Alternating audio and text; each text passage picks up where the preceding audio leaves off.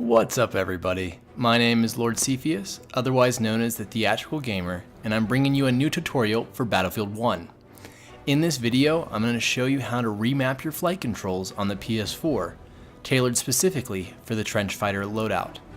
If you need help remapping your flight controls for a different plane loadout that you favorite, or if you have any other questions related to flight in Battlefield 1, let me know in the comments below.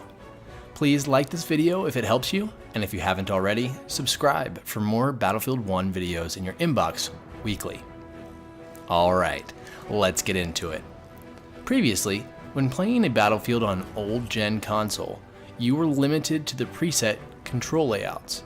PC players had the advantage though, as they've always had the option to completely remap the controls as they saw fit. I'm not sure what your options might be on the Xbox One, but on the PS4, you can now fine-tune the controls to your liking. At the foundation, it starts with your preferred button and stick layout within Battlefield 1. Choose the layout that you find the most comfortable that will allow for minimum change. The whole reason I personally wanted to change the controls is because I found myself regularly braking by accident when wanting to only adjust the rudder, or yaw. It happened at the most unfortunate of times, so much so that I started practicing with the veteran button layout. I liked having the throttle as L2, but hated that it moved the fire button to L1. So I went about to remap my button layout. Big shout out to Lieutenant Dan's Legs, one of my fans, followers, and friends who actually showed me how to do this. The actual remapping process happens within the settings menu on your PS4. At the home screen, scroll over and open up the settings menu. Click on the accessibility menu and open up the button assignments setting. Once you've enabled custom button assignments, you can set about to remap the controls as you see fit. Once you've saved the custom button assignments, you can now enable and disable them without having to reconfigure everything each time. You can see in the diagram which controls I've opted to change. Now I found this process really frustrating at first, but hopefully this video will save you from that experience. Keep in mind the controls must be changed in order from left to right, otherwise one will overwrite the other. Starting with the current switch weapon button, triangle, I switched it to right on the D-pad, which was previously not used for this plane loadout. This allows me to keep my thumb on the right joystick at all times, unless I'm ejecting from my plane. Next, I remapped the veteran throttle up button from R2 to up on the D-pad. The planes in Battlefield 1 automatically regain cruising speed as soon as you release throttle down. The attack planes do get an additional speed boost beyond their cruising speed, but in this tutorial, it's just for the fighter planes, and they only have one max cruising speed. The only time you need to use throttle up in a fighter plane is if you need to take off after you've landed.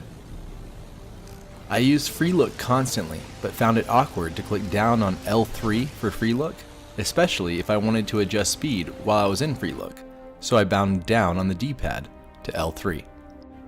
For the veteran flight button loadout, self-repair is down on the D-pad, which prevents you from entering free look when repairing without contorting your hand.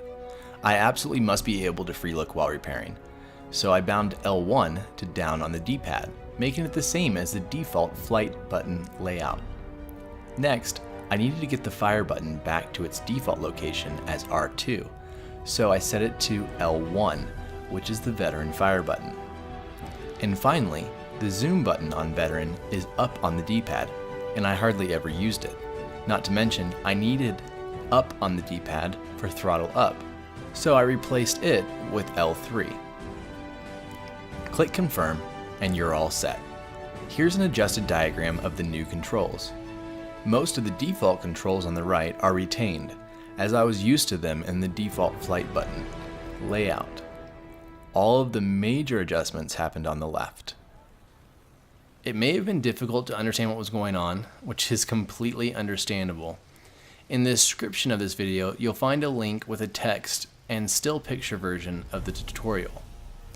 If you change all of your settings exactly as I did, you'll end up with, in my humble opinion, the absolutely best control layout for flight in Battlefield 1. Keep in mind, this remapping is just for flight, and primarily in the fighter plane loadout. If you primarily fly either the attack plane or the bomber, I would suggest that you start with the default flight button layout within Battlefield 1, and then only remap the D-pad buttons for free look and switch weapon. I also recommend keeping the custom button assignments disabled until you either plan on flying or after you spawn in a plane. With a little practice, you'll be able to quickly switch back and forth as needed. I wanted to finish it up with a little gameplay footage, just of me practicing with this new layout. And you're probably not going to notice any difference, visually at least, but once you've tried this layout, I'm confident you're going to see why it makes for a more comfortable flying experience. And I've flown a lot. I'm so glad that I was able to adjust all of this, and I hope that you find it helpful as well. Until next time, keep it real and keep it classy, and if you haven't already, don't forget to subscribe. See you in the skies.